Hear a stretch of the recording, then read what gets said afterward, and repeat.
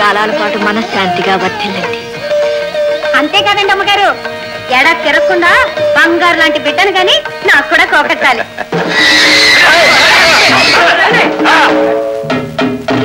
రూపాయలు మాత్రం కర్రలెత్తోండి, ఇక్కడ చాలా మంది ఉన్నాం. నా చెల్లెలు నేను తీసుకుపోతాను, మధ్యలో కాదంటారు మీరేవరా? డాక్టర్ బాబు మంగళసూత్రం కూడా కట్టేశారు. ఇప్పుడు ఇక చేసేదే ఉంది. ఇట్లయితే 2 అత్యంతలు వేయండి, లేకపోతే వచ్చిందని పోండి. కోటాయ్, నీకు కొమ్ములు వచ్చినాయిరా, చూస్తా.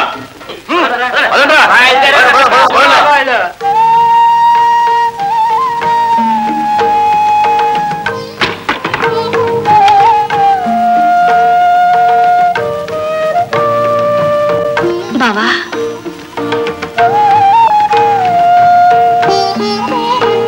బావా ఏమిటి ఆలోచిస్తున్నావు? ఏం లేదు, మన పెళ్లి ఇలా జరుగుతుందనుకోలేదు శారద. ఎలాగో అలా జరగబట్టే నీ కళ్ళ ముందు నేను ఇంకా బ్రతుకున్నాను. ఆ బ్రతుకు మనశ్శాంతితో బ్రతకగలగాలిగా.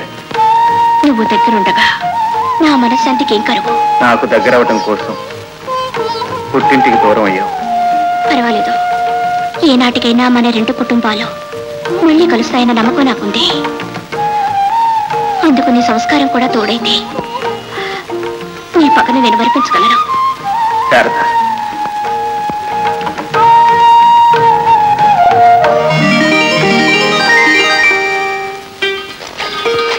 అత్తయ్య ఇలా ఇవ్వండి.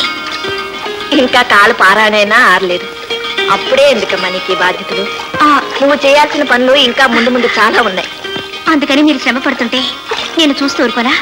ఇలా ఇవ్వండి. చూడమ్మా, నీ అంతటి నువ్వే తీసుకున్నావు, ఇక మీదటి ఇంటి బాధ్యత నీది, తీసుకో. అత్తయ్య చూడమ్మా, నేను ఇంటి కోడలుగా అడుగు పెట్టినప్పుడు మా అత్తగారు కూడా పాడికుంటతో పాటు నాకు ఈ సంసార బాధ్యతలు అప్పచెప్పారు. నేను కూడా అదే చేస్తున్నాను. నాకు మనశ్శాంతి కావాలి. అత్తయ్య,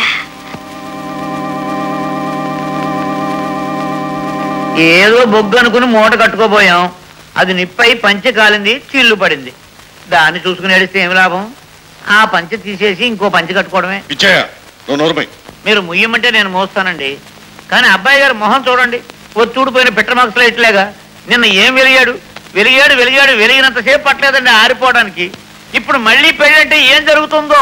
చుప్ రహో బద్మాష్ కా బచ్చా. పెళ్లి కావాలని ఎవడేచ్చాడయ్యా? అసలు ఈ పెట్టకం పెట్టింది నువ్వేగా. నేనా? నువ్వే. నీ మూలంగా నాకు ఇన్సల్ట్, నా ఫ్రెండ్కి ఇన్సల్ట్. అటు చూడు, ఆ పెద్ద సింహం ఫేస్ చూడు, మూదేకో. ఎక్కడ పెట్టుకోవాలి అత్తాలా? కిదర్ రఖనా. నోరు మూయరా సుంఠ. ఎందుకండి వాడి మీద విరుచుపడతారు? తప్పంతా మీలో పెట్టుకుని నేను మొదటి నుంచి చెబుతూనే ఉన్నాను. చెరపకురా చెడేవని ఊరికే అన్నారా? అంత మాత్రాన మేము చెడింది లేదు, వాళ్ళు బాగుపడింది లేదు. నీ నీతులు జరగనే పోతలకి.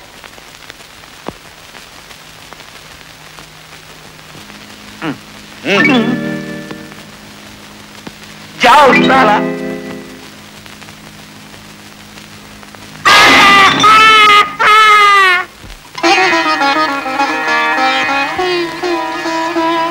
అమ్మా,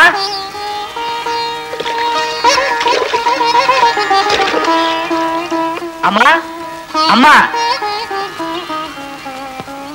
అదేమిటి? అత్తయ్య గుడికి వెళ్ళింది. అన్నం పెట్టమని అడిగితే నీ పెట్టేదానిగా? అన్నం పెట్టమని ఈ ఇంట్లో నేను అడుక్కోవాలా? అడగకపోతే అమ్మైనా అన్నం పెట్టదన్న సంగతి నీకు తెలియదా? అమ్మ అయితే అంతే, కానీ నువ్వు అమ్మవు కాదుగా. అన్న భార్య అంటే అమ్మతో సమానమే. అయినా నీకు ఆకలైందని అడగకుండా తెలుసుకోవడానికి నేనేం దేవతనా? అవును తల్లి, నువ్వు దేవతవే, నేనే రాక్షసుని. నీ అన్నం వద్దు, ఆదరణ వద్దు, నీకు నమస్కారం. లక్ష్మణ, లక్ష్మణ, నాటి లక్ష్మణుడు వదిన ముఖం చూడకూడదని తల ఉంచుకునేవాడు. నువ్వు నా ముఖం చూడటం ఇష్టం లేక తల తిప్పుకుంటున్నావు. నీకు ఆ లక్ష్మణుడు పేరు పెట్టినందుకైనా ఈ వదినంటే కాస్త మర్యాద చూపించొచ్చుగా. నేను లక్ష్మణుడినైనా నువ్వు మాత్రం సీతవు కాదు. ఆ సీత తండ్రి లక్ష్మణుడి తండ్రిని చంపించలేదు. మా నాన్న కూడా మీ నాన్నను చంపించలేదు లక్ష్మణ. ఆ తండ్రి కూతురు గనక అలాగే అంటాం, కానీ నేను నమ్మను. నమ్మకపోతే పోయావు.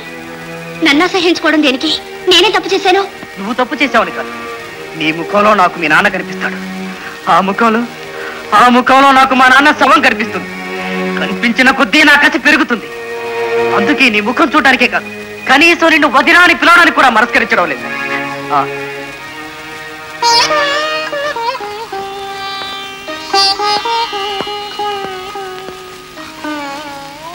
ఏం జరిగింది? వాడేమైనా అన్నాడా? లేదు, అన్నం వడ్డించబోయి మాటలు పట్టాను. సరే, ఇంకెప్పుడు వాడి జోలికి పోయి వాడిని రెచ్చగొట్టు. అది కదండి. సలసల కాగే ఇనుం మీద చన్నీళ్లు పోసినా భగ్గుమంటుంది శారద.